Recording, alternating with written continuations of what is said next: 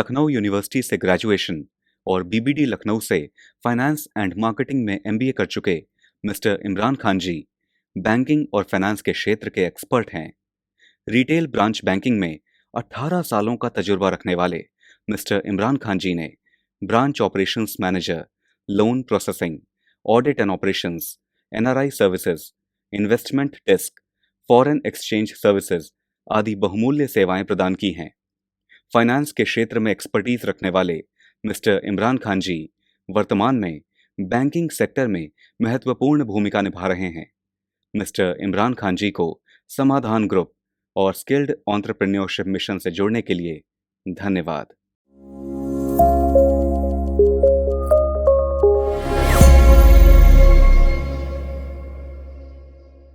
स्वागत करता हूं एक बार आप सब दर्शकों का फिर से बिजनेस पाठशाला की एक और नए सेशन में। इस कड़ी में आज हम जिस बारे में बात करेंगे, जिस टॉपिक और जिस विषय को लेकर हम बात कर रहे हैं, वो हमारे देश में एक बहुत ही महत्वपूर्ण स्थान रखता है, क्योंकि ये जुड़ा हुआ है हमारे गांव से, हमारे ग्राम पंचायतों से, हमारे ग्रामीण क्षेत्रों से। और ये मानना है और ये एक तरह से बात सच्चाई भी है कि अगर हमारे गांव तरक्की नहीं करेंगे, अगर हमारे गांव में विकास नहीं होगा, तो हमारे देश का विकास हो नहीं सकता। तो इसी विषय पे, इसी कड़ी में हम आज जिस विषय पे बात करने जा रहे हैं, वो उस विषय का नाम है सांसद आदर्श ग्राम योजना। जैसे कि मैं गवर्नमेंट की, जो सरकार की जो स्कीम्स होती हैं, जो अलग-अलग तरह की जो गवर्नमेंट स्कीम्स हैं, उसके विषय में हर बार किसी नई स्कीम के बारे में बात करता हूँ। क्योंकि अब इधर कुछ स्कीम्स हमने जो है आइडेंटिफाई करी, जो ख़ास तौर पे ग्रामीण क्षेत्रों की तरफ ज़्यादा जिनका रुझान रहता है सरकार की तरफ से। ऐसी स्कीम्स जो ग्रामीण क्षेत्रों के विकास की बात करती हैं, ग्रामीण क्षेत्रों में जो लोग रह रहे हैं, वो नया व्यवसाय शुरू करना चाहते हैं, वो एक अपनी जो आय है उसको दुगना करना चाहते हैं, तो वो तमाम तरह की ऐसी स्कीम्स जो सरकार द्वारा चलाई जा रही होती हैं, जिसमें ग्रामीण क्षेत्र के जो निवासी हैं उनकी आय को बढ़ाया जाए, उनको उनको एक अच्छा विकास की तरफ ले जाया जाए। तो इसी कड़ी में ये स्कीम, ये योजना भी है जिसको आज हम जिस पे बात करने जा रहे हैं, सांसद आदर्श ग्राम योजना। वैसे तो इसकी शुरुआत जो एक आदर्श ग्राम की जो एक कॉन्सेप्ट है, या कह सकते हैं कि आदर्श ग्राम के बारे में जो एक विज़न था, जो एक सोच थी, वो हमारे राष्ट्रपिता महात्मा गांधी जी की एक विज़न था, उनका एक सोच था कि कैसे हमारे जो गाँव हैं वो एक आदर्श गाँव की तरह बन सकें। अब आदर्श गाँव किसे कहा जाता है, कैसे किसे हम एक आदर्श गाँव की तरह मानेंगे, या ऐसा कौन-सा ग्रामीण क्षेत्र है जिसको हम एक आदर्श ग्राम की तरह देखेंगे। तो सरकार ने इसी उद्देश्य के साथ, इसी राष्ट्रपिता के इस सपने को साकार करने के लिए, इसी उद्देश्य के साथ 11 अक्टूबर 2014 को ये योजना लागू की, जिसका मुख्य उद्देश्य यही था कि कैसे हमारे जो गाँव हैं उनके अंदर ज़मीनी स्तर पे विकास किया जाए और उनको एक आदर्श गाँव की तरह जो है उसको वो सामने लाया जाए। आदर्श गाँव ज़ाहिर है वो एक ऐसा आदर्श गाँव होगा जहाँ पे सारी बुनियादी सुविधाएँ होंगी, जहाँ पे सबके पास एक रोज़गार होगा, सबके पास शिक्षा, सबके पास स्वास्थ्य और उस तरह की जो भी ज़रूरी चीज़ें हैं, जो ज़रूरी सुविधाएँ हैं, वो उन तक पहुँच रही होंगी, और पूरा जो बुनियादी ढाँचा है वो बिल्कुल सही तरीके से वहाँ पे मौजूद होगा। और उस पूरे बुनियादी ढाँचे को के साथ-साथ जो सामाजिक विकास है उसको महत्व दिया जाएगा। विकास की ओर जो है वो प्रगतिशील उद्देश्य के साथ वहाँ पे कार्य किया जाएगा। तो इसी उद्देश्य के साथ, इसी सपने के साथ आदर्श ग्राम योजना को जो है सरकार ने लागू किया 11 अक्टूबर 2014 में। इसके बारे में थोड़ा और समझते हैं, इसको और बात करते हैं कि इसमें एक तरह से अगर हम बात करें कि जब भी कोई सरकारी स्कीम आती है, तो सरकार का हमेशा एक स्कीम बनाने का एक उद्देश्य होता है कि सरकार जो है वो स्कीम बना के फंड प्रोवाइड करेगी और जो उसका बेनिफिशियरी होगा, जो उसका लाभार्थी होगा, वो एक तरह से एक रिसीविंग एंड पे होता है कि उसको जो भी स्कीम का फ़ायदा है वो उसको डायरेक्ट मिल रहा है, या वो उसी उद्देश्य से उस स्कीम को उसके बारे में उसको अप्लाई करता है। लेकिन जो आदर्श ग्राम योजना है, यहाँ पे थोड़ा-सा जो सरकार का जो विज़न है या जो उसका जो इन्वॉल्वमेंट है वो थोड़ा-सा डिफरेंट है। यहाँ पे सरकार का जो उद्देश्य है वो ये है कि जो भी ग्रामीण क्षेत्र के जो लोग हैं, ग्रामीणों को साथ में लेके और उनके ज़रिए उन्हीं से विकल्प निकाले जाएँ, उन्हीं से बातचीत करके उनको उनकी जो एक तरह से इन्वॉल्वमेंट करा जाए उस उद्देश्य के साथ कि पूरे ग्रामीण क्षेत्र का विकास हो सके, और जो भी विकास की योजनाएँ सरकार द्वारा चलाई जा रही हैं वो सब उस गाँव के में रहने वाले जो वहाँ के लोग हैं उन तक वो सुविधाएँ पहुँच सकें। ये जो सुविधाएँ हैं जिनकी हम बात कर रहे हैं, ये बहुत ही बेसिक सुविधाएँ होती हैं, जैसे स्वास्थ्य है या स या या कह सकते हैं कि बुनियादी ढाँचा हो, वहाँ का विकास हो, वहाँ की सड़क है, सबके पास अपना रहने का मकान होना चाहिए। शिक्षा का एक पूरा इंतज़ाम हो जहाँ पे कोई भी अशिक्षित ना रहे। महिलाओं के लिए जो है वो पूरी तरह से स्वास्थ्य सुविधाएँ हों, वहाँ पे शिक्षा का स्तर बढ़ सके, और ये सारी जितनी भी जो बेसिक ज़रूरतें हैं वो वहाँ के लोगों के साथ मिल के, वहाँ के ग्राम पंचायत को साथ में लेके और नए ज़माने के जो वैज्ञानिक उपकरण हैं उनका लाभ उठाकर वहाँ के जो संसद के सदस्य हैं उनके नेतृत्व में इस तरह का एक पूरा एक विकास योजना को तैयार कराया जाए, और उसी के मार्गदर्शन के साथ-साथ इस पूरे योजना को पूरे गाँव के साथ मिल के लागू किया जाए। तो मुख्यतः जो योजना होती है इसकी जो विशिष्ट विशेषताओं की अगर हम बात करें तो ये 3 तरह से होता है। पहला तो ज़रूरत के अनुसार इसको बनाया जाता है कि उस क्षेत्र में, उस ग्रामीण क्षेत्र में किस तरह की ज़रूरतें हैं, वहाँ के लोगों की किस तरह की ज़रूरतें हैं। हो सकता है कोई क्षेत्र जो हमारे जो पहाड़ी राज्य हैं वहाँ पे कुछ ज़रूरतें अलग हो सकती हैं, और जो हमारे मैदानी क्षेत्र हैं वहाँ पे ज़रूरतें अलग हो सकती हैं।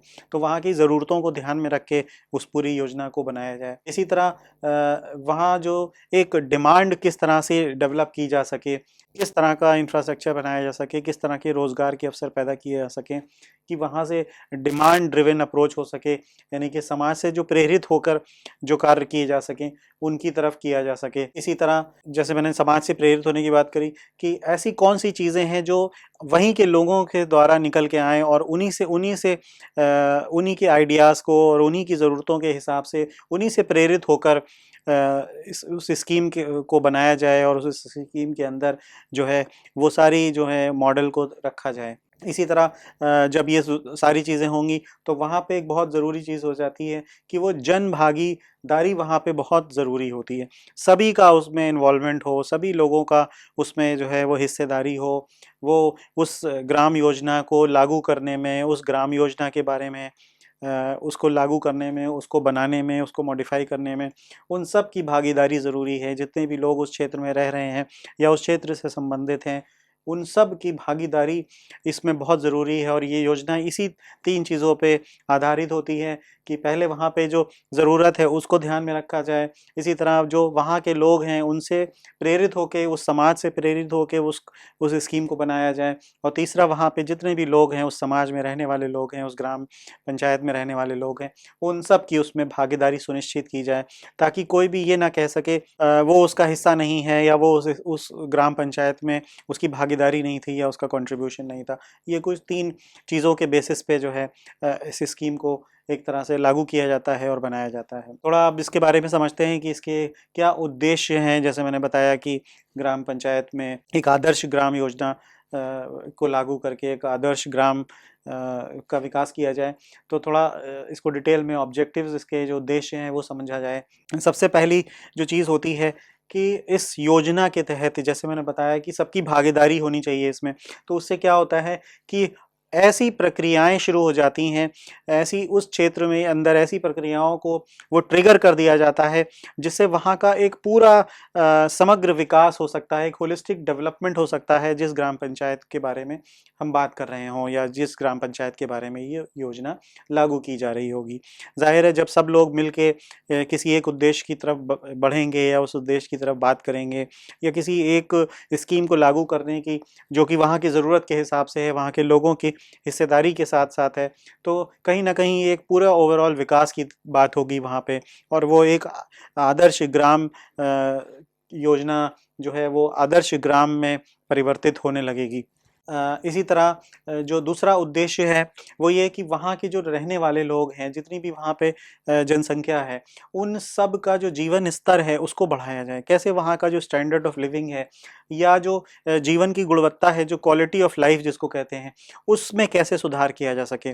तो ज़ाहिर-सी बात है जब हम किसी की जीवन स्तर की बात करते हैं या उसकी गुणवत्ता को बढ़ाने की बात करते हैं, तो उसमें सबसे पहले तो ग्रामीण क्षेत्रों में सबसे पहली चीज़ जो आती है वो है वहाँ की जो बेसिक ज़रूरतें हैं, जैसे स्वास्थ्य है, स्वास्थ्य संबंधित ज़रूरतें हैं या वहाँ पे शिक्षा का क्या स्तर है, किस तरह का इंफ्रास्ट्रक्चर, किस तरह का बुनियादी ढाँचा वहाँ पे मौजूद है, जहाँ पे प्राइमरी शिक्षा से लेके उच्चतरीय शिक्षा जो है वो पूरी मुहैया की जा सके। इसी तरह ग्रामीण में महिलाओं के लिए क्या किस तरह का इंफ्रास्ट्रक्चर है, किस तरह की सुविधाएँ मौजूद हैं, ख़ास तौर पे उनके शिक्षा और स्वास्थ्य संबंधित। रोज़गार के किस तरह के अवसर वहाँ मौजूद किए जा सकते हैं, किस तरह की वहाँ पे लोकल लेवल पे जो है इंडस्ट्रीज़ का डेवलपमेंट, लोकल लेवल के रोज़गार को कैसे बढ़ावा दिया जा सकता है। तो ये सारी चीज़ें कहीं न कहीं कि एक व्यक्ति के जीवन स्तर को भी बढ़ाती है और जीवन की गुणवत्ता को भी बढ़ाती है। तो यही इस योजना का एक उद्देश्य है कहीं न कहीं कि वहाँ के रहने वाले उस ग्राम पंचायत में जिस ग्राम को आइडेंटिफ़ाई किया जाता है, चिन्हित किया जाता है कि इस गाँव को ये योजना लागू की जाएगी, तो वहाँ के रहने वाले लोगों को कैसे वहाँ का जीवन स्तर बढ़ाया जाए और जीवन की गुणवत्ता बढ़ाई जाए, तो ये इसका एक मुख्य ऑब्जेक्टिव है। अब ये होगा कैसे, जैसे मैंने बताया कि पहले तो वहाँ पे जो बुनियादी सुविधाएँ हैं, उनमें सुधार करा जाए। जब तक वो सुधार नहीं होगा, जब तक उनका जो स्तर है वो बढ़ाया नहीं जाएगा, तब तक इस स्कीम को पूरी तरह से लागू नहीं किया जा सकता। तो जो इसके मुख्य उद्देश्य हैं, इन सबको जैसे मैंने बताया कि ये तभी पूरे हो सकते हैं जब हम कुछ ख़ास बातों का ध्यान रखेंगे, जब इस योजना के अंदर कुछ ख़ास बातों को का ध्यान रखा जाएगा, जैसे बुनियादी सुविधाओं में सुधार किया जाएगा। जब तक बुनियादी सुविधाएँ नहीं होंगी उस ग्राम पंचायत के अंदर, तब तक वहाँ पे उसका विकास नहीं हो सकता और ये योजना जो है वो पूरी तरह से लागू नहीं हो पाएगी और कहीं न कहीं वो सफल नहीं हो पाएगी। इसी के साथ-साथ जब बुनियादी सुविधाओं में सुधार किया जाएगा, तो वहाँ पे जो उन्नत मानव विकास है, उस पे बात की जाएगी। उसी तरह वहाँ पे आजीविका को बेहतर अवसर दिया जाएगा। वहाँ के रहने वाले लोगों को एक ज़्यादा अवसर प्रदान किए जाएँगे ताकि वो ज़्यादा अच्छी शिक्षा प्राप्त कर सकें, अच्छा स्वास्थ्य रख सकें, अच्छी स्वास्थ्य सुविधाएँ प्राप्त कर सकें। साथ ही साथ उनको कहीं न कहीं एक अवसर दिया जाएगा कि वो अपनी जीवन को बेहतर तरीके से जी सकें, अपनी आजीविका को बेहतर अवसर की तरह से वो गुज़ार सकें। साथ ही साथ इसमें असमानताओं में कमी की जा सके ताकि कोई भी व्यक्ति ऐसा ना हो, वो ये कह सके कि मुझे एक चीज़ नहीं मिल पाई या मैं किसी रिसोर्सेज़ को मैं नहीं पा रहा हूँ या उस तक वो चीज़ बेसिक फैसिलिटी नहीं पहुँच पा रही है। तो यहाँ पे पूरी एक जो सिस्टम होता है, मशीनरी होती है, जो गवर्नमेंट की मशीनरी है, उसको भी बहुत इफ़ेक्टिवली काम करना होता है। जितने भी लोग हैं इसमें ख़ास तौर पे जो वहाँ के लोकल लोग हैं, उन सब का इसमें इन्वॉल्वमेंट बहुत ज़रूरी होता है। तभी इस तरह की योजनाएँ जो हैं वो सक्सेसफुल हो सकती हैं और लागू हो सकती हैं। इसी तरह जितने भी उनके अधिकार और हक हैं, वो सब हर व्यक्ति तक पहुँच सकें और वो आसानी के साथ उन अपने अधिकारों के बारे में, अपने जो भी उनके हक हैं या अधिकार हैं, उसके बारे में वो जानता हो, समझता हो, कैसे उन अधिकारों को उसे पाना है, वो भी उसके पास आसानी के साथ ये सुविधाएँ भी मौजूद हों। तो ये कुछ बेसिक सुविधाएँ हैं जो जब तक इन पे कार्य नहीं किया जाएगा, कोई भी योजना इस तरह की योजना जो है वो कहीं भी लागू नहीं हो सकती और उसका जो है जो मुख्य उद्देश्य होता है वो कहीं ना कहीं वो फेल हो जाता है। इसके साथ साथ जो और ज़रूर दो चीज़ें ज़रूरी हैं वो हैं कि जितना भी सामाजिक लामबंदी है उसका स्कोप बढ़ाना है, यानी कि ज़्यादा से ज़्यादा सामाजिक लामबंदी को बढ़ाना है, और साथ ही साथ जो हमारा सामाजिक पूंजी है उसको समृद्ध करना है। जब तक ये सारी चीज़ें नहीं होंगी तो उस विकास का जो मॉडल है वो पूरी तरह से लागू नहीं हो पाएगा।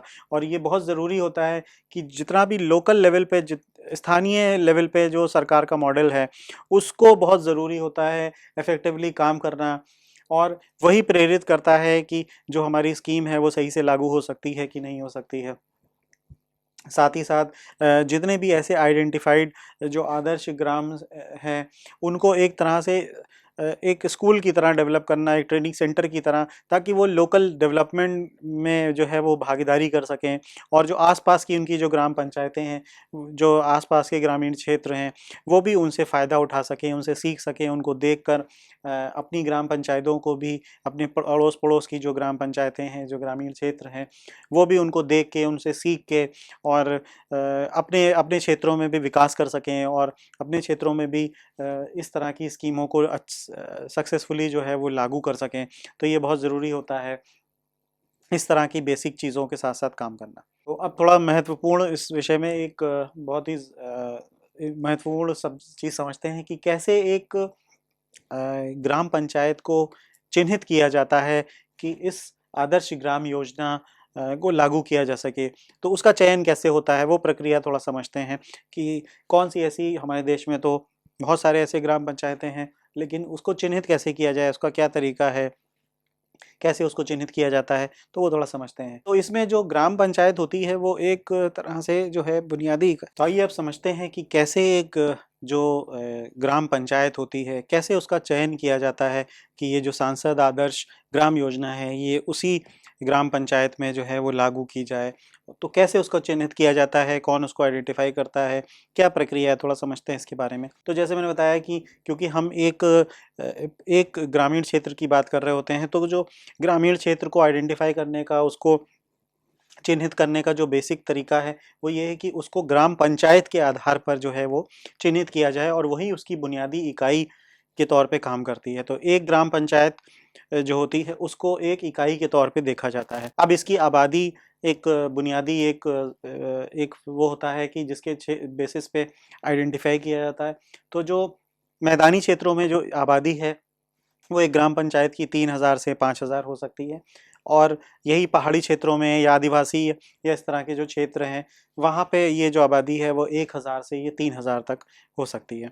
पहली चीज़ तो ये होती है कि एक ग्राम पंचायत को आइडेंटिफाई किया। तो आइए समझते हैं कि कैसे एक जो ग्रामीण क्षेत्र होता है उसका चयन कैसे होता है कि ये जो सांसद आदर्श ग्राम योजना है इसको लागू किया जा सके और उसी क्षेत्र में ये लागू किया जाए। इसके लिए जो बुनियादी जो एक इकाई रखी गई है वो है ग्राम पंचायत। तो जो एक ग्राम पंचायत होती है वही इसकी बुनियादी इकाई होती है, और उसी ग्राम पंचायत को आइडेंटिफाई करके, उसको चिन्हित करके इस योजना को लागू किया जाता है। तो यहाँ पे जो जनसंख्या है वो एक आधार होता है। जैसे जो मैदानी क्षेत्र हैं वहाँ पे जो जनसंख्या है वो 3000 से 5000 तक हो सकती है किसी एक ग्राम पंचायत में।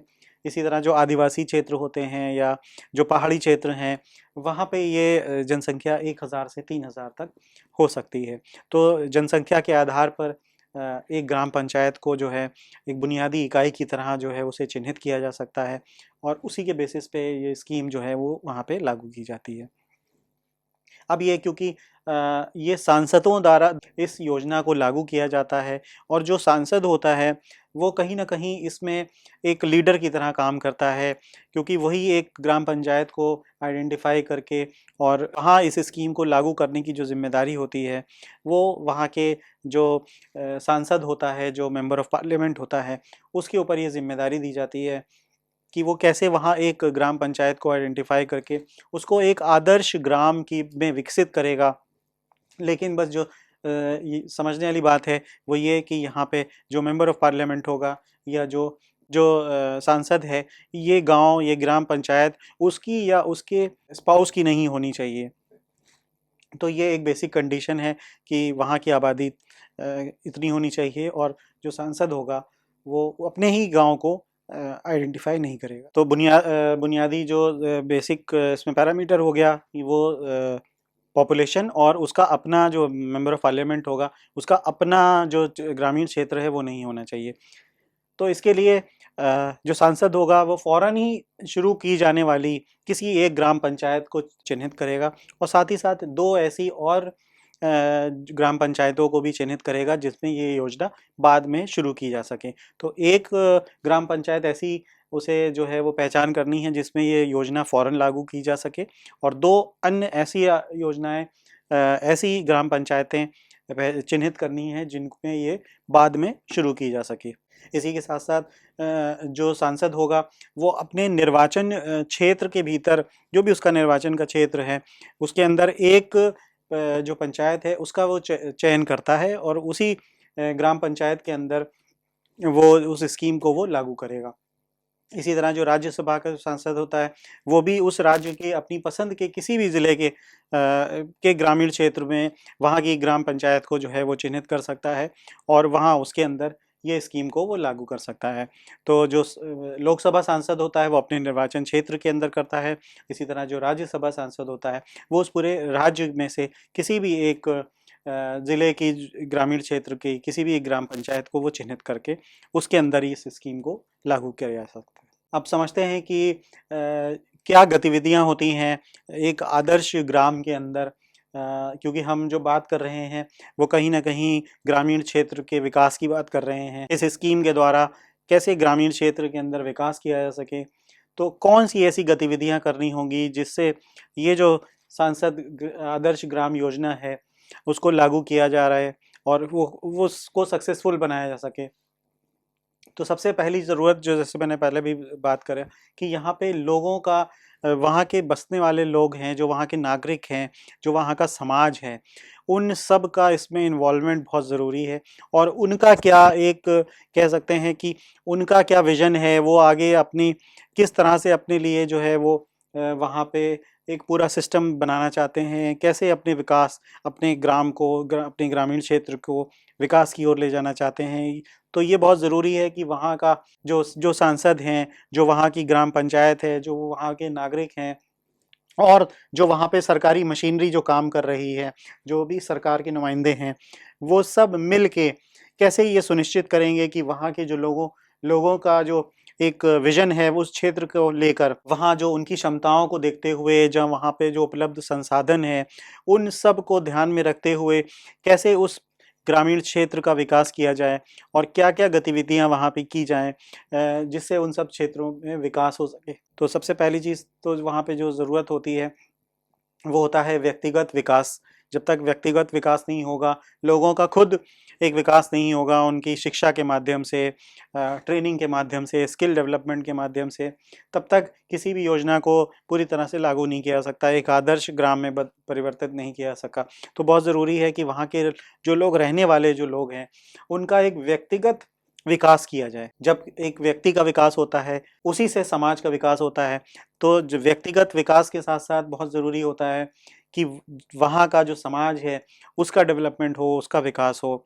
जब ज़्यादा से ज़्यादा लोग शिक्षित होंगे, ज़्यादा से ज़्यादा लोग के पास रोज़गार के अवसर होंगे, उनके अंदर स्किल्स ट्रेनिंग होगी, उनको बुनियादी ज़रूरतें उनके पास होंगी, तो कहीं न कहीं उस पूरे क्षेत्र का विकास होगा, और कह सकते हैं कि पूरा एक सामाजिक विकास पूरी तरह से होगा। जब व्यक्ति का विकास होगा, सामाजिक विकास होगा, तो कहीं न कहीं पूरा एक मानव विकास की शक्ल ले लेगा वो।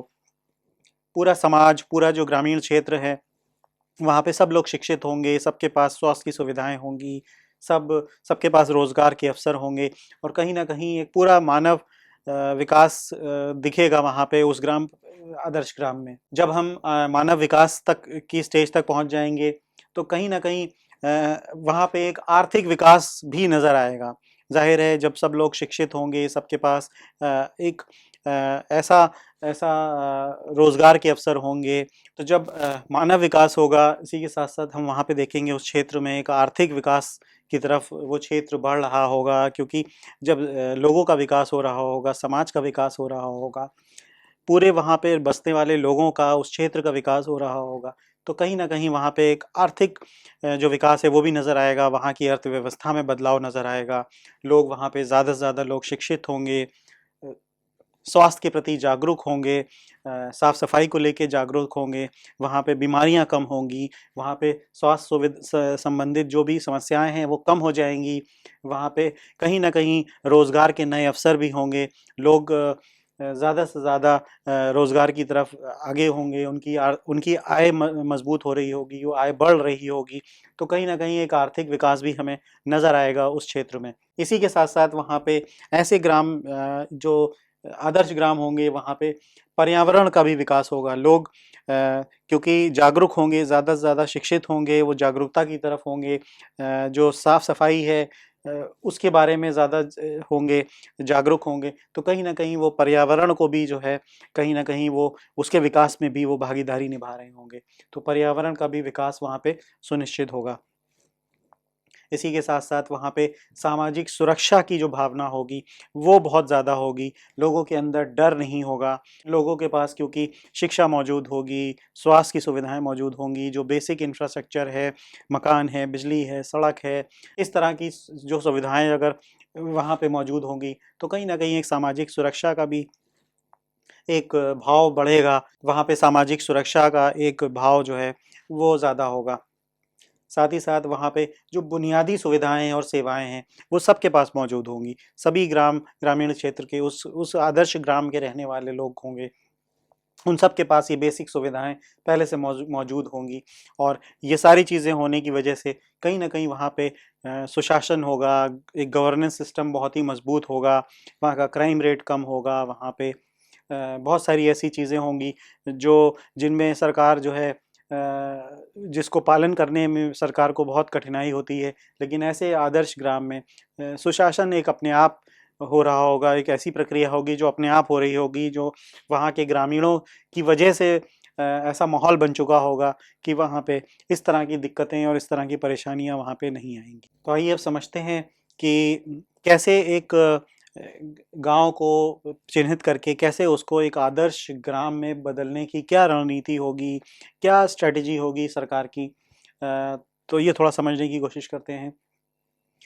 तो सबसे पहली जो कह सकते हैं कि अगर एंट्री पॉइंट है, वो कहीं न कहीं ये है कि वहाँ के जो लोग रहने वाले हैं, जो वहाँ की कम्युनिटी है, जो वहाँ का जो समाज है, उनको कहीं न कहीं उनके अंदर की जो एक एनर्जी है, जो उनके अंदर एक जो उनकी जितना भी कॉमन उनकी जो एक्टिविटीज़ हैं, उनको कहीं न कहीं एक दिशा में लाना, उनकी एनर्जीज़ को एक दिशा में लाना और उनका क्या सोच है, क्या विज़न है, अपने ग्राम के को लेकर, अपने गाँव को लेके, उसको सुनिश्चित करना। तो पहली एक्टिविटी तो यही होती है कि सबसे पहले लोगों को इकट्ठा करके, लोगों की राय लेकर, लोगों की सोच समझ के, उन सबको एक जगह पे, एक पॉइंट की तरफ फ़ोकस कराना, ताकि सब लोग उसमें इन्वॉल्व हो सकें और कहीं न कहीं उसमें भागीदारी कर सकें और हिस्सेदारी बन सकें। इसी तरह एकीकृत तरीके से लोगों की जो ज़रूरतें हैं और वहाँ की जो प्राथमिकताएँ हैं, उनकी पहचान करना कि वहाँ पे कौन-सी ऐसी ज़रूरतें हैं जिनको पहले पूरा करने की ज़रूरत है, कौन-सी ऐसी वहाँ पे डिमांड्स हैं, कौन-सी ऐसी-ऐसी वहाँ पे सुविधाएँ हैं, जिनके बारे में पहले कार्य करने की ज़रूरत है। तो इसके लिए वहाँ पे भागीदारी सुनिश्चित करना और लोगों को जागरूक करना कि वो उन योजनाओं के बारे में ज़्यादा बात करें और उन योजनाओं को लेके पहले कार्य करें, ताकि सबकी हिस्सेदारी के साथ, सबकी भागीदारी के साथ इस योजना को लागू किया जा सके और उस स्कीम को पूरी तरह से उसको एक गाँव को आदर्श ग्राम में जो है वो परिवर्तित किया जा सके। इसी तरह जितना भी जो रिसोर्सेज़ मौजूद हैं, चाहे वो केंद्र प्रायोजित स्कीमों हों, चाहे वो राज्य प्रायोजित स्कीम्स हैं, इन सब को एक रिसोर्स की तरह यूज़ करना, उनको उनको उस दिशा में कार्य करना ताकि वो उस गाँव को आदर्श ग्राम में जो है वो कन्वर्ट कर सकें, उसमें बदल सकें। तो इस तरह की जितनी भी सरकार की स्कीम्स हैं, वो वहाँ पे आसानी से मिल सकें, लोग उसके बारे में जागरूक हो सकें, लोगों को पता हो कि कौन-सी स्कीम्स ऐसी हैं, कौन सी सरकार की ऐसी स्कीम चलाई जा रही हैं, जो उनके क्षेत्र के लिए उनके उनके क्षेत्र के लिए या खुद उनके लिए जो है वो बेनिफिशियल हैं और उनको उन तक वो पहुंचाई जा सके। तो ये इस वजह से वो उस स्कीम के माध्यम से अपने क्षेत्र को जो है वो ग्राम आदर्श ग्राम में बदल सकते हैं। इसी तरह जो वहाँ का मौजूदा बुनियादी ढांचा है उसमें क्या मरम्मत की ज़रूरत है और क्या नवीनीकरण की ज़रूरत है, ये बहुत अहम एक भूमिका होती है जो किसी भी गांव को आदर्श ग्राम में परिवर्तित करने के लिए ज़रूरी होती है। क्योंकि जब तक वहाँ पे एक बुनियादी ढांचा नहीं होगा, वहाँ जो ज़रूरतें होंगी, वहाँ पे एक सड़क है, पक्का मकान है, वाटर ट्रीटमेंट प्लांट्स हो गए या सीवेज ट्रीटमेंट्स हो गया, वेस्ट मैनेजमेंट है वहाँ का, ये सारी बुनियादी जो ज़रूरतें हैं वो ढांचा वहाँ पे मौजूद होना बहुत ज़रूरी है। और अगर किसी स्तर पे है वो, तो कैसे उसमें जो है नई टेक्नोलॉजी का इस्तेमाल करके वहाँ जो के मौजूद रिसोर्सेस को इस्तेमाल करके वहाँ बसने वाले लोगों की भागीदारी के साथ कैसे इस बुनियादी ढांचे को मजबूत किया जा सके, इसकी मरम्मत की जा सके और इसको जो है इसका नवीनीकरण किया जा सके, ये बहुत ज़रूरी होता है किसी भी एक गाँव को आदर्श ग्राम में परिवर्तित करने के लिए। इसी तरह जो ग्राम पंचायतें हैं, उनके भीतर जो लोग हैं, जो जो संस्थाएँ हैं, उनको मजबूत करना, उनको ज़्यादा एम्पावर करना। इसी तरह जो मौजूदा ग्राम पंचायतें हैं, वहाँ जो लोग हैं उसमें मौजूद हैं, जो संस्थाएँ हैं, उनको मजबूत करना, उनको सशक्त करना, ये बहुत ज़रूरी होता है किसी भी गाँव को एक आदर्श ग्राम में परिवर्तित करने के लिए। इसी तरह वहाँ पे पारदर्शिता को बहुत ही आम करना और जवाबदेही देही को बढ़ावा देना कि अगर कोई भी कार्य हो रहा है, तो जो उसके लिए ज़िम्मेदार है, वहाँ पे वो कार्य पारदर्शिता के साथ हो रहा हो और जो उसके लिए ज़िम्मेदार है, उसकी जवाबदेही भी बनती हो और उससे हर नागरिक को पूछने का अधिकार हो कि वो कार्य किस स्तर पे किया जा रहा है और उसकी जो प्रोग्रेस है, वो एक तरह से मॉनिटर की जा रही है कि नहीं की जा रही है। तो ये बहुत ज़रूरी होता है। जब तक हम किसी भी स्कीम का मॉनिटरिंग सिस्टम अच्छा नहीं करेंगे, उसमें पारदर्शिता नहीं लाएँगे, तब तक किसी भी स्कीम को लागू करना ज़मीनी स्तर पे बहुत मुश्किल हो जाता है। अक्सर हमने देखा है कि सरकार द्वारा जो है बहुत अच्छी-अच्छी स्कीम्स जो हैं वो लागू की दी जाती हैं, अनाउंस कर दी जाती हैं। लेकिन जब हम ज़मीनी स्तर पे उस क्षेत्र में जाते हैं या उस जिन लोगों के लिए वो स्कीम लागू की गई होती है, जब उनसे बात करते हैं तो हमें ये पता चलता है कि वहाँ बहुत गैप्स होते हैं।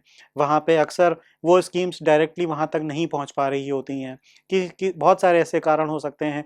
वहाँ पे हो सकता है पारदर्शिता की कमी हो, ये एक मुख्य कारण होता ही है।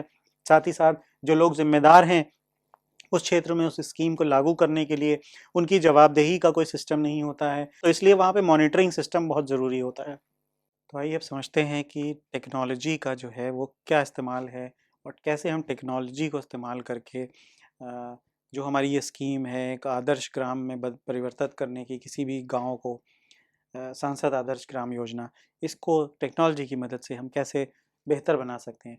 तो क्योंकि टेक्नोलॉजी का आज के ज़माने में हर क्षेत्र में, हर इंडस्ट्री में, किसी भी जो हमारे जीवन का कोई भी हिस्सा हो, वो कहीं न कहीं टेक्नोलॉजी से प्रभावित है और टेक्नोलॉजी का उसमें एक बड़ा रोल है। चाहे वो मोबाइल से संबंधित हो, चाहे वो हमारे ऑफ़िस से संबंधित हो, हमारे बिज़नेस से संबंधित हो, हमारी शिक्षा से संबंधित हो। टेक्नोलॉजी ने अपने अपने जो जो अपनी मौजूदगी है, वो हर जगह सुनिश्चित कर रखी है।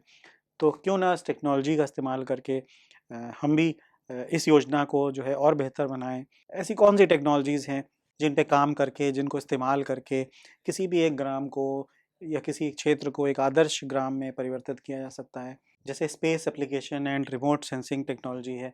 इस क्षेत्र में काम करके, इस टेक्नोलॉजी को यूज़ करके बहुत सारे कार्य किए जा सकते हैं। साथ ही साथ जो मोबाइल बेस्ड टेक्नोलॉजी है, इसका एक बहुत बड़ा रोल है।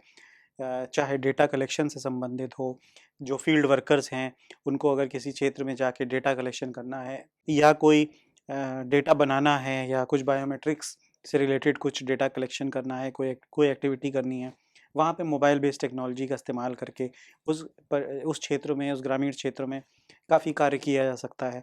क्योंकि हम ग्रामीण क्षेत्रों की बात कर रहे हैं, जो कि कृषि से संबंधित क्षेत्र होते हैं। कोई भी ग्राम कृषि पे निर्धारित होता है, तो वहाँ पे जो कृषि से संबंधित जो टेक्नोलॉजी है और जो वहाँ पे जो नवाचार की सुविधाएँ हैं या जो अवसर हैं, उनको ध्यान में रखना बहुत ज़रूरी है। तो कृषि से संबंधित जो टेक्नोलॉजी है, उसको इस्तेमाल करके कैसे एक आदर्श ग्राम में परिवर्तित किया जा सकता है।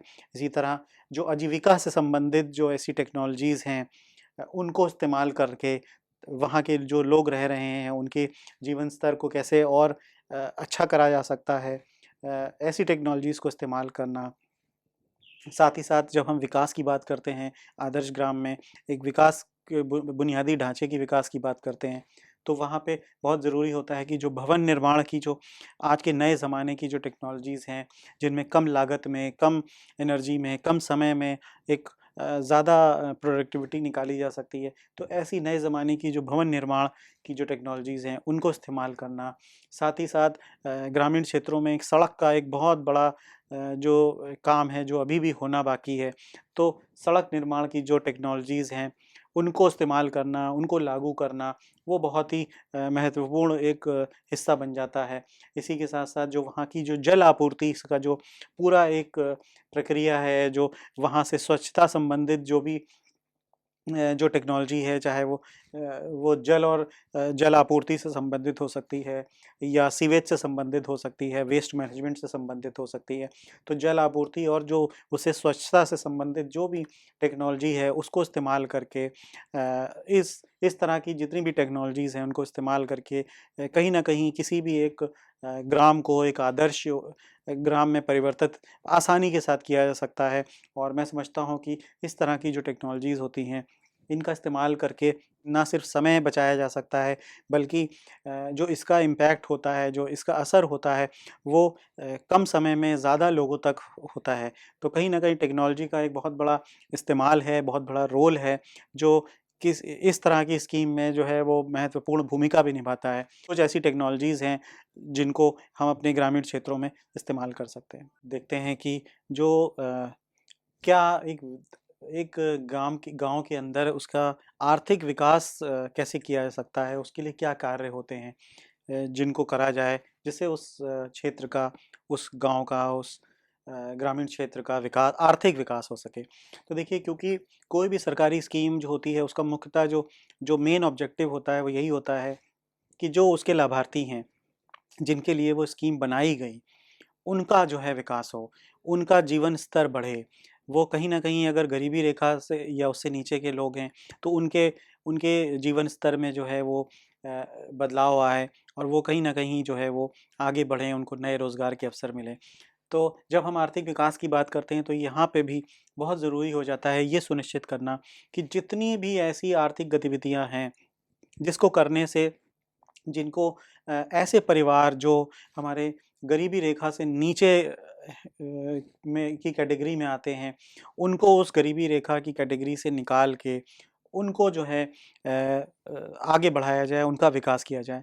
इसमें बहुत ज़रूरी होता है कि जो हमारे यहाँ सेल्फ हेल्प ग्रुप्स होते हैं, जो स्वयं जो समूह बनाए जाते हैं, स्वयं सहायता समूह जो होते हैं, ख़ास तौर पे महिलाओं के लिए, उनको जो है बनाया जाए, उनको जो है आगे बढ़ाया जाए और उनको नए-नए रोज़गार के अवसर दिए जाएँ, ताकि वो कुछ न कुछ ऐसी गतिविधियाँ करें, ऐसा व्यवसाय शुरू करें, फाइनेंशियल इंक्लूजन्स को बढ़ाया जाए, जो सरकारी स्कीम्स हैं, उनको ज़मीनी स्तर तक पहुँचाया जाए, ताकि लोग नए-नए रोज़गार के अवसर में जा सकें और अपने लिए कुछ आर्थिक अपनी जो स्थिति है, उसको बेहतर कर सकें और कहीं न कहीं जो ऐसे परिवार जो गरीबी रेखा के नीचे अपना जीवन व्यतीत कर रहे हैं, उनको उनकी आय को बढ़ाया जाए और उनको उस गरीबी रेखा की जो श्रेणी है उससे बाहर निकाला जाए।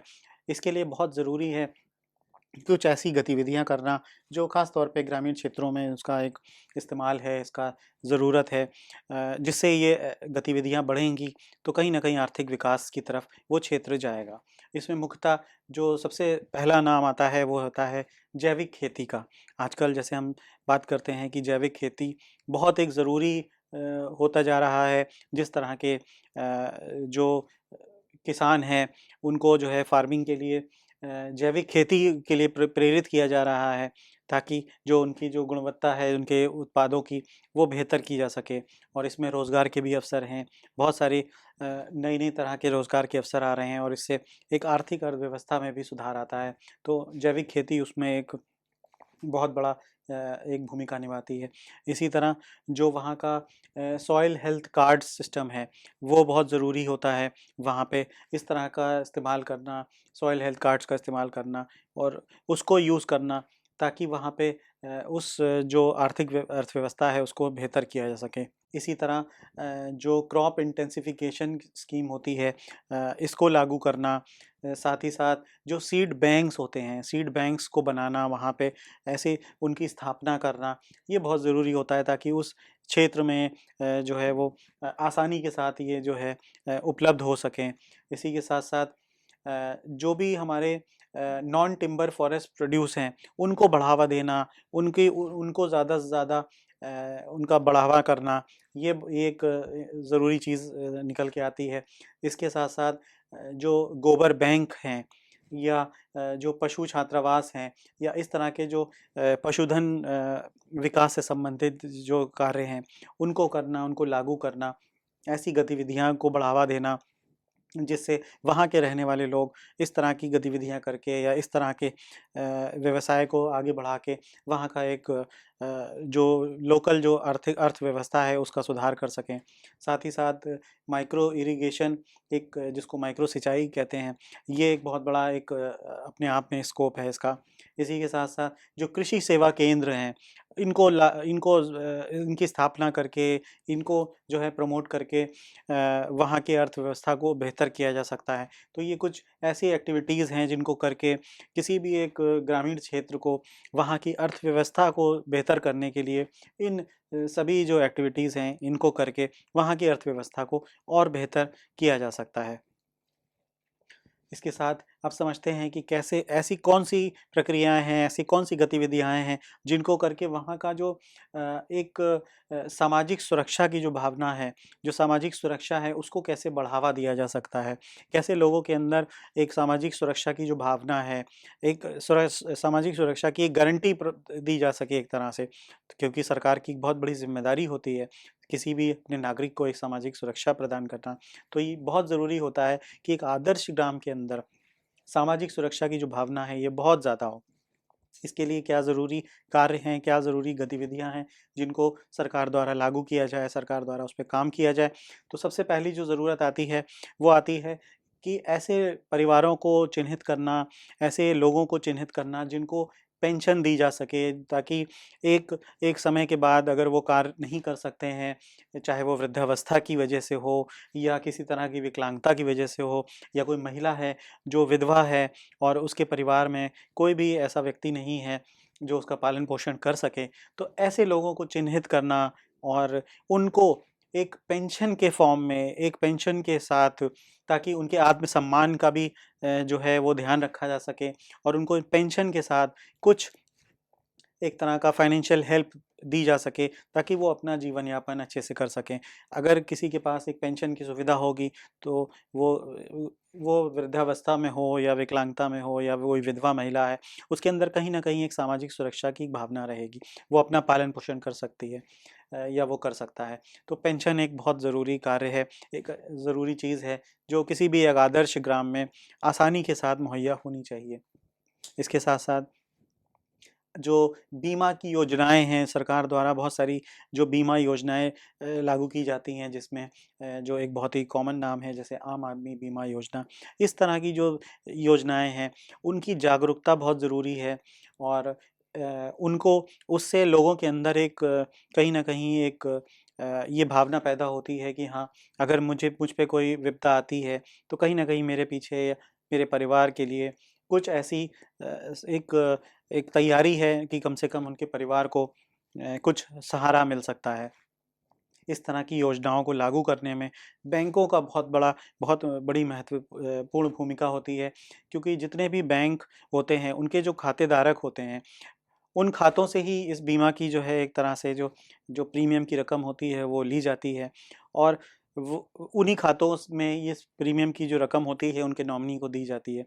तो कहीं ना कहीं बैंकों का इसमें बहुत बड़ा रोल है, और बैंकों को साथ लेके उस ग्रामीण क्षेत्र के या उस ग्राम पंचायत के जो मुख्य बैंक होंगे उनको साथ में लेके वहाँ लोगों के अंदर ये जागरूकता पैदा की जाए कि इस तरह की जो सरकारी योजनाएं हैं जो खास तौर पे बीमा से संबंधित हैं उनमें वो रजिस्टर कराएं और अपने खाते में उसको जो है वो लिंक करा के इस योजना का लाभ उठाएं। इसी तरह स्वास्थ्य संबंधित जो बीमा है उसका भी बहुत बड़ा रोल होता है। जब किसी का स्वास्थ्य बीमा होता है तो उसको कहीं न कहीं एक कॉन्फिडेंस होता है, एक उसके अंदर एक सुरक्षा की भावना होती है कि अगर मुझे कोई इस तरह की कोई परेशानी होगी तो जो मेरी अपनी बचत का पैसा है वो नहीं खर्च होगा, और मुझे कहीं न कहीं इस बीमा की रकम से मैं अपना या अपने परिवार का इलाज करा सकूँगा और अच्छा इलाज करा सकूँगा, और इलाज की वजह से उसको जो है अपनी जो जमा पूँजी है वो खर्च नहीं करनी पड़ेगी।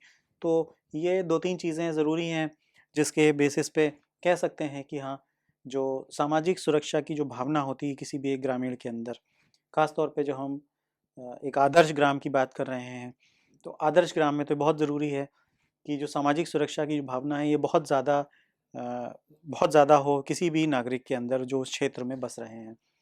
तो ये पेंशन स्कीम हुई, इंश्योरेंस स्कीम हुई या बीमा की जो योजना है, ये तीनों ही चीज़ों से हम इस सामाजिक सुरक्षा की जो भावना है, इसको काफ़ी तक बढ़ा सकते हैं।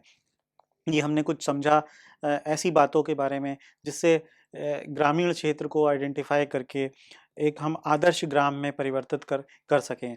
यहाँ पे बहुत ज़रूरी होता है, जैसे मैंने पहले भी कहा कि जो हमारे जो लोकल लेवल पे उस ग्राम में, उस ग्राम पंचायत में जो जितने भी नागरिक हैं, जो ज़िम्मेदार हैं वहाँ के, उनका इसमें इन्वॉल्वमेंट शुरू से बहुत ज़रूरी होता है। अगर वो इसमें हिस्सेदार नहीं होंगे, उनकी इसमें भागीदारी नहीं होगी, तो इस स्कीम को लागू करना और इसको सफल बनाना लगभग असंभव होगा, क्योंकि वही लोग हैं जो इस स्कीम को लागू भी करेंगे और वही लोग हैं जो इस स्कीम का लाभ भी उठाएँगे। तो बहुत ज़रूरी हो जाता है उन सब लोगों को इसमें साथ लेके चलना, उनकी हिस्सेदारी और उनकी भागीदारी को सुनिश्चित करना। आज के इस सेशन में हमने ये आदर्श ग्राम योजना के बारे में समझा और जाना। हम लोग अभी लाइव सेशन में जुड़ेंगे, वहाँ आप इसमें आपके अंदर अगर कोई भी सवाल इस तरह से हो इस स्कीम से संबंधित, आप वहाँ पूछ सकते हैं, और हमारी जो बिज़नेस पाठशाला की जो टीम है, वो हमेशा आपको गाइडेंस के लिए, आपके सपोर्ट के लिए, आपको जागरूकता प्रदान करने के लिए हमेशा मौजूद है। आपके कोई भी सवाल हों, किसी और स्कीम से संबंधित भी हैं, वो भी आप अपने चैट बॉक्स में आप उसका अपना नंबर और ईमेल आईडी आप डाल सकते हैं। हमारी बिज़नेस पाठशाला की जो टीम है, वो आपसे कॉन्टैक्ट करेगी और आपकी जो भी समस्या है या जो भी आपकी क्वेरी है, वो उसको दूर करने की पूरी कोशिश करेगी। हमारे जो बिज़नेस पाठशाला का पोर्टल है, वहाँ पे बहुत सारा कंटेंट मौजूद है, जहाँ से आप अलग-अलग वीडियोज़ के माध्यम से या ट्यूटोरियल्स के माध्यम से आप बहुत सारी स्कीम्स की जानकारी आप ले सकते हैं। हमारे जो पहले के जो वीडियोज़ हैं, उनको देखकर भी बहुत सारी गवर्नमेंट की स्कीम्स के ऊपर या और भी इसी से संबंधित जो एंटरप्रेन्योरशिप के से संबंधित जो स्कीम्स हैं, जो प्रोग्राम्स हैं, उनके बारे में भी आप जान सकते हैं, और हमारी टीम की पूरी कोशिश रहेगी कि आपकी उसमें पूरी मदद की जाए। तब तक के लिए धन्यवाद।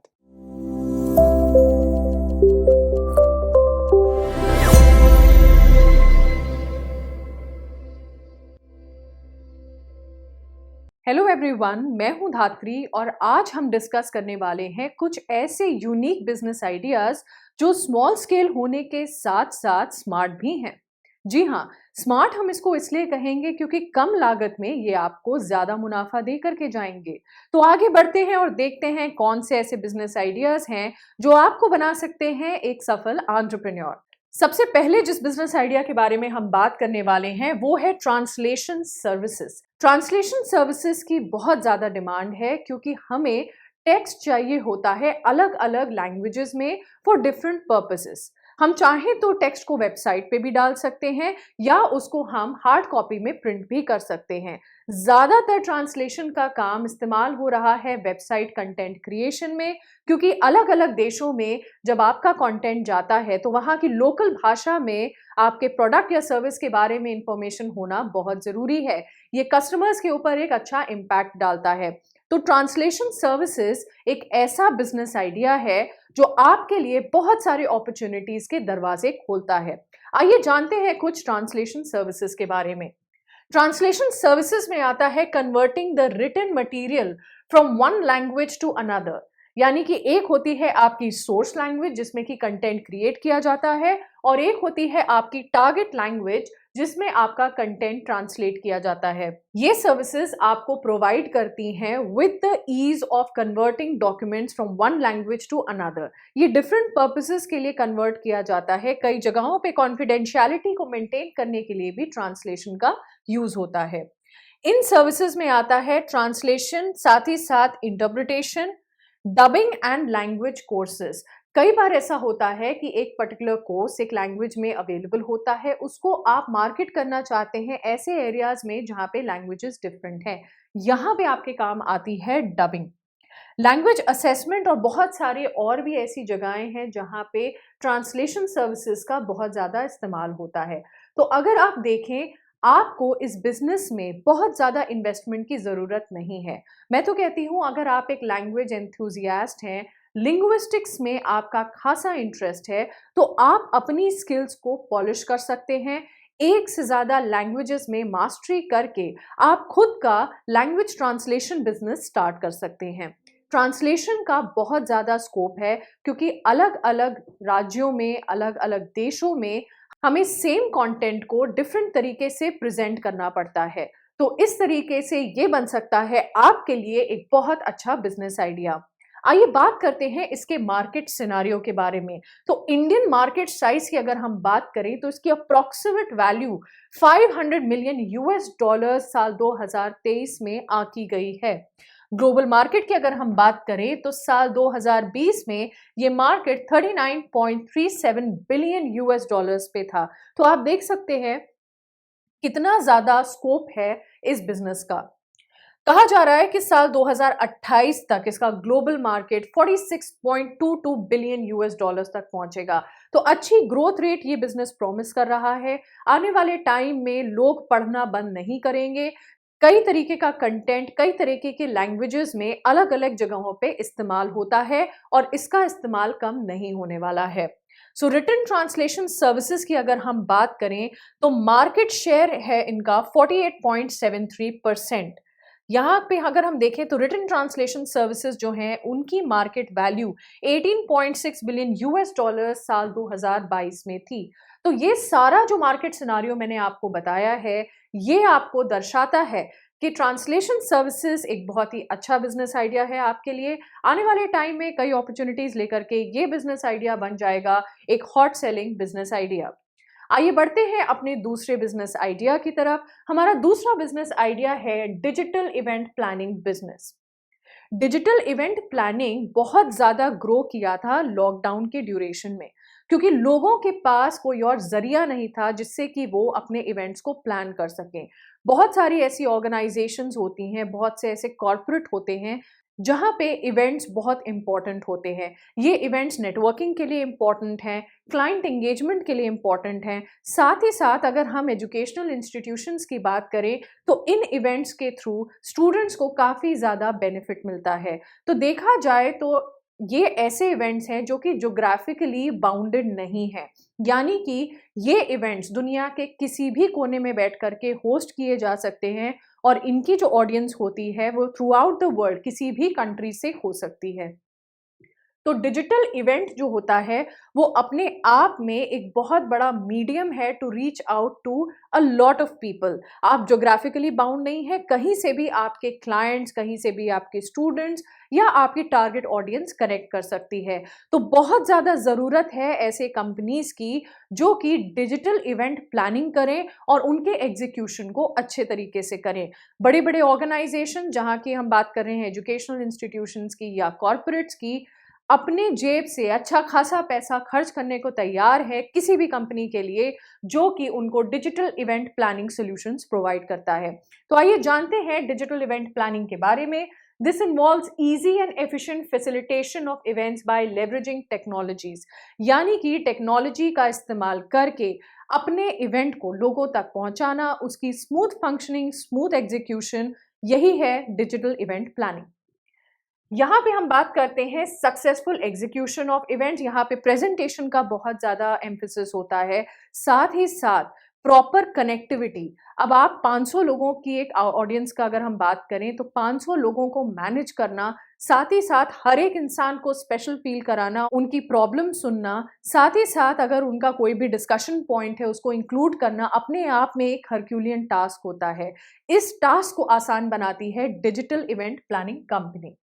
तो यहाँ पे हम कुछ इवेंट्स की बात करते हैं, जैसे कि सेल्स मीटिंग हो गई, जॉब फेयर्स हो गई, समिट्स हो गए, ऑडियो वीडियो कॉन्फ्रेंसेस हो गए, या यहाँ तक कि एग्जीबिशंस और ट्रेड शोज भी अब ऑनलाइन प्लेटफॉर्म पे चले गए हैं। तो आप देख सकते हैं कि आपके बिजनेस का कितना ज्यादा स्कोप हो सकता है। अब हम बात करेंगे इस बिजनेस के मार्केट सिनारियो के बारे में। तो इंडियन मार्केट की अगर हम बात करें तो एस्टिमेट किया गया था कि 2022 में इस मार्केट की value approximately 1.3 billion US dollars थी। यानी कि देख सकते हैं आप कितना ज्यादा इस मार्केट ने रेवेन्यू जनरेट किया है। एक्सपेक्ट किया जा रहा है कि साल 2027 तक यही वैल्यू पहुंचेगी 3.7 बिलियन यूएस डॉलर्स। तो यहाँ पे आप देख सकते हैं कि कितना ज्यादा ग्रोथ दिखा रही है ये industry. Global digital event planning की अगर हम बात करें तो इसका मार्केट साइज साल 2022 में 114.12 बिलियन यूएस डॉलर्स आंका गया था। ये एक ऐसा बिजनेस आइडिया है जो कि इंडस्ट्री स्पेसिफिक नहीं है। बहुत सारी ऐसी इंडस्ट्रीज हैं जिसमें इवेंट प्लानिंग की जरूरत पड़ती है ऑन अ डिजिटल प्लेटफॉर्म। अगर हम देखें तो हॉस्पिटैलिटी हो गया, हेल्थ केयर हो गया, एजुकेशन हो गया, मैंने कॉर्पोरेट्स की भी बात करी, इंडस्ट्रीज की भी बात करी। कहीं पे भी जहां पे लोगों के बीच में इंटरेक्शन की जरूरत होती है और जहां पे हमें ज्योग्राफिकली लिमिट नहीं होना है अपने आप को, और लोगों को कन्वीनियंस प्रोवाइड करना है कि वो अपने घर से भी उस इवेंट के लिए साइन अप कर सकते हैं और कनेक्ट हो सकते हैं, वहां पे आपका बिजनेस जरूर फ्लरिश करेगा। अब हम बढ़ते हैं अपने तीसरे बिजनेस आइडिया की तरफ, जो कि है home care services. Home care services की अगर हम बात करें तो आजकल के टाइम में इसकी डिमांड बहुत ज़्यादा हो गई है। बहुत सारे रीजंस हैं जिनकी वजह से होम केयर सर्विसेज की डिमांड बढ़ी है। बहुत सारे ऐसे लोग हैं जो कि ऑफिस गोइंग हैं, जिनको अपने घर का ख्याल रखने के लिए इतना वक्त नहीं मिलता है because they are involved with their job commitments. बहुत सारे ऐसे स्टूडेंट्स हैं जिनको पढ़ाई पे ध्यान देना पड़ता है और वो अकेले रह रहे होते हैं। यहाँ पे उनको ज़रूरत पड़ती है एक ऐसे हेल्प की जो उनके सराउंडिंग एनवायरनमेंट को अच्छे तरीके से मेंटेन कर सके। साथ ही साथ अगर हम बात करें बुजुर्ग लोगों की, तो बहुत सारे ऐसे बुजुर्ग लोग हैं जो कि अकेले रहते हैं, जिनके बच्चे बाहर जॉब कर रहे हैं या किसी कारणवश उनको अकेले रहना पड़ता है। इस सिचुएशन में सबसे ज्यादा प्रॉब्लमैटिक होता है घर की मेंटेनेंस, क्योंकि वो इस एज में इस लायक नहीं होते हैं कि अपने घर के छोटे मोटे काम भी कर सकें। तो यहाँ पे रोल आता है होम केयर सर्विसेज का। होम केयर सर्विसेज के थ्रू बहुत ज़्यादा अच्छे सॉल्यूशंस आप प्रोवाइड कर सकते हैं लोगों को। ये एक कन्वीनियंस मार्केट क्रिएट करता है जहाँ पे लोग पैसे देते हैं for the convenience that they are getting. तो आप जो यूटिलिटी क्रिएट कर रहे हैं अपने बिजनेस के थ्रू, आपको उसका पैसा मिलेगा, और यहाँ पे यूटिलिटी होती है जो कन्वीनियंस आप लोगों को प्रोवाइड कर रहे हैं। अगर हम होम केयर सर्विसेज की बात करें तो इसका मतलब होता है providing personalised assistance to the client at their home. उनके घरों पे कोई भी पर्सनलाइज्ड असिस्टेंस अगर आप प्रोवाइड करते हैं या करवाते हैं तो ये आता है होम केयर सर्विसेज में। कुछ सर्विसेज यहाँ पे एज एन एग्जांपल आपके लिए लिखी हुई हैं, जैसे कि एयर केयर। एयर केयर में आता है आपका AC maintenance and repair, dish washing हो गया, ब्लीच हो गया, इंसेक्टिसाइड्स एंड लॉन्ड्री केयर हो गया, surface care and toilet care हो गया। साथ ही साथ कुछ ऐसे सर्विसेज होते हैं जिनको हम स्पेशल केयर कैटेगरी में डालते हैं। यहाँ पे एल्डरली लोगों के लिए उनकी हेल्प करना, या आप एक सपोज नर्स अरेंज करते हैं या नर्सिंग सर्विसेज आप प्रोवाइड करते हैं, बड़ों की बात करें, या आप नैनी सर्विसेज प्रोवाइड करते हैं बच्चों के लिए, तो ये सारा आ जाता है आपका स्पेशल केयर सेगमेंट में। डिसेबल्ड एंड फिजिकली चैलेंज लोगों के लिए भी ये एक ब्लेसिंग की तरह होता है अगर वो इन सर्विसेज को अवेल कर सकें। तो आप देख सकते हैं कि आपका मार्केट स्कोप कितना ज़्यादा है। एक छोटे बच्चे से लेकर के एक बुजुर्ग तक आप लोगों को होम केयर सर्विसेज प्रोवाइड कर सकते हैं और लोगों की जिंदगी आसान बना सकते हैं। अब बात करते हैं हम इसके मार्केट सिनारियो के बारे में। तो इंडियन मार्केट साइज इस पर्टिकुलर बिजनेस का साल 2022 में अप्रोक्सीमेटली रहा था 6.8 बिलियन यूएस डॉलर्स। कहा जा रहा है कि 4.27% के CAGR के साथ ये ग्रो करेगा। कहा जा रहा है कि इसका ग्रोथ 4.27% के CAGR के साथ अच्छी मार्केट आपको प्रॉमिस कर रहा है। साथ ही साथ अगर हम इसके सबसे बड़े सेगमेंट की बात करें तो लॉन्ड्री सेगमेंट सबसे बड़ा सेगमेंट है इस बिजनेस आइडिया का। अब हम बात करते हैं अपने अगले बिजनेस आइडिया के बारे में, जो कि है रिज्यूमे राइटिंग सर्विसेज। ये बहुत ज़्यादा पॉपुलर है क्योंकि ऐसा कोई इंसान नहीं है जिसने अपनी लाइफ में कभी ना कभी अपना CV या रिज्यूमे क्रिएट नहीं किया हो। एंड आई एम श्योर आप भी समझ सकते हैं कितनी ज़्यादा तकलीफ होती है, कितनी ज़्यादा प्रॉब्लम होती है रिज्यूमे लिखने में। साथ ही साथ जैसे जैसे टाइम बदलता है, इंडस्ट्रीज बदलती हैं, कॉर्पोरेट कल्चर बदलता है, different kinds of resume market में आ चुके हैं। लोग कई तरीके के रिज्यूमे एक्सपेक्ट करते हैं आपसे। पहले ज़माने में जितना बड़ा आपका रिज्यूमे होता था उतना ज़्यादा आपको वेटेज दी जाती थी, लेकिन आजकल की भागदौड़ भरी ज़िंदगी में और बिजी लाइफस्टाइल में किसी के पास इतना वक्त नहीं होता है कि वो 7 से 8 पन्ने का रिज्यूमे पढ़े। यहाँ पे ज़रूरत होती है कि ऐसे इंसान की जो आपके सारे क्वालिटीज, सारे क्वालिफिकेशन, सारा वर्क एक्सपीरियंस कंसोलिडेट करके आपके लिए एक स्ट्रॉन्ग रिज्यूमे बिल्ड कर सकता है, और यही प्रॉब्लम का सोल्यूशन प्रोवाइड करके आप बन सकते हैं एक सफल एंटरप्रेन्योर। सो रिज्यूमे राइटिंग सर्विसेज काफ़ी ज़्यादा पॉपुलर है। बहुत सारे लोग लैंग्वेज बैरियर हो या अपनी बात को सही से पेपर पे नहीं लिख पाते हैं, ऐसे लोगों के लिए ये बिजनेस एक ब्लेसिंग की तरह होता है।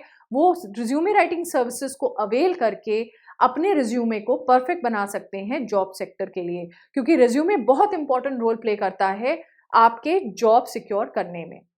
सो रिज्यूमे राइटिंग सर्विसेज की अगर हम बात करें तो मेनली ये जॉब एप्लीकेंट्स के लिए होता है या उन लोगों के लिए होता है जो एक जॉब से दूसरी जॉब में स्विच करना चाहते हैं या अपने रिज्यूमे को सिर्फ अपडेट करना चाहते हैं। ये डिटेल प्रोवाइड करता है about your past work experiences, your educational qualification, साथ ही साथ आपके स्किल्स के बारे में। यहाँ पे ये हायरिंग प्रोसेस को आसान बना देता है। साथ ही साथ ये आपके लिए as a person who is getting their resume build एक बहुत बड़ा मैजिक टूल हो जाता है, क्योंकि यही दर्शाता है कि आपको वो जॉब मिलेगी कि नहीं मिलेगी। अपनी क्वालिफिकेशंस को, अपने वर्क एक्सपीरियंस को अगर आप अच्छी तरीके से प्रेजेंट नहीं कर पा रहे हैं तो कहीं ना कहीं ये रुकावट बन जाता है आपके करियर में। सो रिज्यूमे राइटिंग सर्विसेज काफ़ी ज़्यादा लोगों की प्रॉब्लम सॉल्व करता है। अब अगर हम देखें तो कवर लेटर राइटिंग और करियर काउंसलिंग दो ऐसे सर्विसेज हैं जो रिज्यूमे राइटिंग के ही पार्ट है और ये उभर करके सामने आ रहे हैं। कवर लेटर राइटिंग बहुत ज़्यादा पॉपुलर नहीं था पहले, क्योंकि इसको इतना ज़्यादा इम्पोर्टेंस नहीं दी जाती थी। लेकिन जैसे मैंने आपको बताया, आजकल किसी के पास इतना टाइम नहीं होता है, ऑफिसेज में शेड्यूल काफ़ी बिजी होता है, तो कवर लेटर का रेलेवेंस बहुत ज़्यादा हो गया है। बहुत इंपॉर्टेंट है कि आप अपना कवर लेटर बहुत अच्छे से लिखें। साथ ही साथ करियर काउंसलिंग सर्विसेज भी आप प्रोवाइड कर सकते हैं अगर आप रिज्यूमे राइटिंग सर्विसेज प्रोवाइड कर रहे हैं। तो आप देख सकते हैं एक पैकेज है ये जो कि लोगों के करियर प्रॉब्लम्स को सॉल्व करता है। एंड आई एम श्योर आप ये समझते होंगे कि करियर को लेकर के लोग कितने ज़्यादा सीरियस हैं and they are ready to spend any amount of money अगर उनको उनका ड्रीम जॉब मिल जाता है तो। अब हम बात करेंगे इसके मार्केट सिनारियो के बारे में। तो global market size resume writing business का था about 1.37 billion US dollars in the year 2021। Project किया जा रहा है कि साल 2025 तक ये मार्केट पहुंचेगा 4.22 बिलियन यूएस डॉलर्स। तो आप देख सकते हैं कि 20% की सालाना ग्रोथ के साथ ये बिजनेस बहुत ही ज्यादा प्रॉमिसिंग है। ये एक तरीके से आप घर से भी कर सकते हैं, आपको किसी बड़े ऑफिस की ज़रूरत नहीं है। आजकल की डिजिटल दुनिया में आप चाहें तो अपनी टीम भी बिल्डअप कर सकते हैं। आपके टीम मेंबर्स दुनिया के किसी भी कोने में बैठ करके आपसे जुड़ करके आपके बिजनेस में कंट्रीब्यूट कर सकते हैं। तो आपको ज़रूरत नहीं है एक बड़े से ऑफिस की या बहुत ज़्यादा इन्वेस्टमेंट की। चाहे तो अपने घर में अपने लैपटॉप के सामने ही बैठ करके आप इस बिजनेस की शुरुआत कर सकते हैं, और ये बहुत ही ज़्यादा प्रॉमिसिंग बिजनेस आइडिया है। तो आज के इस सेगमेंट में बस इतना ही। इसी तरीके के यूनिक बिजनेस आइडियाज जानने के लिए आप हमारे साथ जुड़े रहें। आशा करती हूँ आज का बिजनेस आइडिया आपके लिए लाभदायक साबित होगा। बिजनेस पाठशाला के इस सेशन से रिलेटेड अगर कोई भी आपके पास सवाल हैं तो उन सवालों का जवाब जानने के लिए आप जुड़ सकते हैं हमारे साथ हमारे जूम सेशन में, जिसका लिंक आपको यूट्यूब चैट बॉक्स में मिल जाएगा। तो आपके जो भी सवाल हैं उनको आप एक्सपर्ट्स के साथ डिस्कस कर सकते हैं और अपने प्रॉब्लम्स का सलूशन ढूंढ सकते हैं। Thank you.